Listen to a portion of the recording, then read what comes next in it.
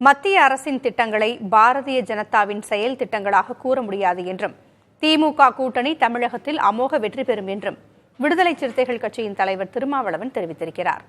தமிழக தேர்தல் கள நிலவரம் குறித்து நமது செய்தியாளர் ராஜ்குமாரிடம் அவர் பகிர்ந்து கொண்ட கருத்துக்களை நயம்பட சொல் பகுதியில் பார்க்கலாம்.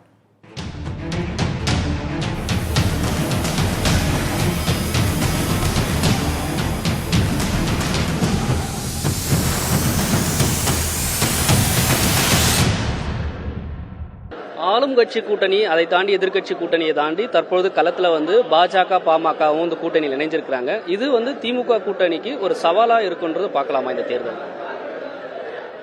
இது ஒரு பெரிய சவால் இல்லை.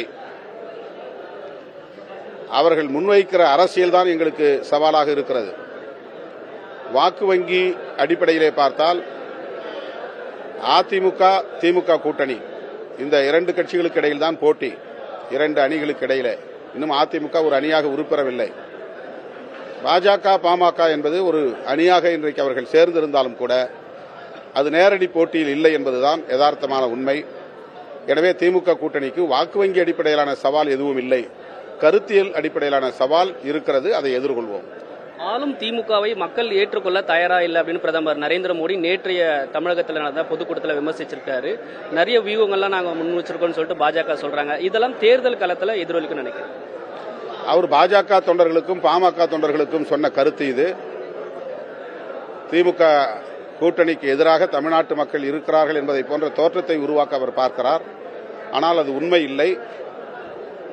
அவர்களை நம்பி வரக்கூடிய தொண்டர்களை சமாதானப்படுத்துவதற்கு, தக்க வைப்பதற்கு இதுபோன்ற கருத்துக்களை அவர்கள் பரப்புகிறார்கள். பாஜக கொள்கை ரீதியா திமுக உள்ளிட்ட கூட்டணி கட்சிகள் எதிர்த்தாலும் தமிழகத்துக்கு நாங்கள் நிறைய செஞ்சிருக்கிறோம் சொல்லிட்டு பாஜக பட்டியலிடுறாங்க. குலசேகரப்பட்டினம் ராக்கெட் ஏவுதளம் கொண்டு வந்திருக்கோம், வந்தே பாரத் ரயில் திட்டம் கொண்டு வந்திருக்கிறோம், முத்ரா லோன் திட்டம் கொடுக்குறோம், வீட்டுக்கடன் கொடுக்குறோம். இது எல்லாமே நாங்கள் பண்ணிட்டு இருக்கிறோம். ஆனால் இது எல்லாமே திமுக அரசு ஸ்டிக்கர் ஒட்டக்கூடிய அரசா தான் பண்ணிட்டு இருக்காங்க அப்படின்னு சொல்லிட்டு திமுக கூட்டணி மீது விமர்சனம் வைக்கிறாங்க. இதெல்லாம் தேர்தல் காலத்தில் எப்படி சமாளிக்கப்படும்? மத்திய அரசாங்கத்தினுடைய பொதுவான திட்டம் அது. இந்தியா முழுக்க நடைமுறைப்படுத்துகிற திட்டம். அதிலே தமிழ்நாட்டுக்கும் ஒரு சில திட்டங்களை நடைமுறைப்படுத்தி இருக்கிறார்கள். அவ்வளவுதான். அது பாஜகவினுடைய தனிப்பட்ட செயல் திட்டம் அல்ல. தேர்ந்தெடுக்கப்பட்ட இந்திய ஒன்றிய அரசின் அகில இந்திய அளவிலான ஒரு செயல் திட்டம்.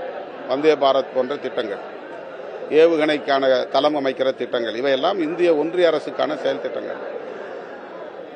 இதற்காக தமிழ்நாட்டு மக்கள் பாஜகவுக்கு ஆதரவாக வாக்களித்து விடுவார்கள் என்று அவர் எதிர்பார்த்தால் தேர்தல் முடிவு அவருக்கு பாடத்தை புகட்டும்.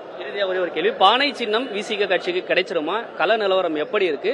தேர்தல் அங்கீகாரம் இந்த முறை உறுதியாக கிடைக்கும் நம்புறீங்க? பானை சின்னம் விடுதலை சிறுத்தைகள் கட்சிக்கு கட்டாயம் கிடைக்கும் என்ற நம்பிக்கை உள்ளது. தேர்தல் ஆணையத்தை சந்தித்து நாங்கள் டெல்லியிலே விண்ணப்பம் கொடுத்திருக்கிறோம். அண்டை மாநிலங்களிலும் சில தொகுதிகளில் நாங்கள் போட்டியிடுவதனால் எங்களுக்கு பொது சின்னமாக பானை சின்னத்தை ஒதுக்க வாய்ப்பு இருக்கிறது. ஏற்கனவே ஒரு எம்பி தொகுதியில் பானை சின்னத்தில் வெற்றி பெற்றிருக்கிறோம். 4 சட்டமன்ற தொகுதிகளில் பானை சின்னத்தில் வெற்றி பெற்றிருக்கிறோம். எனவே எங்களுக்கு முன்னுரிமை தருவதற்கான வாய்ப்பு அதிகம் இருக்கிறது. பானை சின்னம் கிடைக்கும். திமுக கூட்டணிக்கான தமிழகத்தில் வெற்றி வாய்ப்பு பிரகாசமாக இருக்கிறது என்றும், அதே போன்று பாஜக பல முயற்சிகளை மேற்கொண்டாலும் இந்த முறை தமிழகத்தில் அவர்களுக்கான வாய்ப்பு இருக்காது என தெரிவித்திருக்கார். புதிய தலைமுறைக்காக ஒளிப்பதிவாளர் தினேஷுடன் செய்தியாளர் ராஜ்குமார்.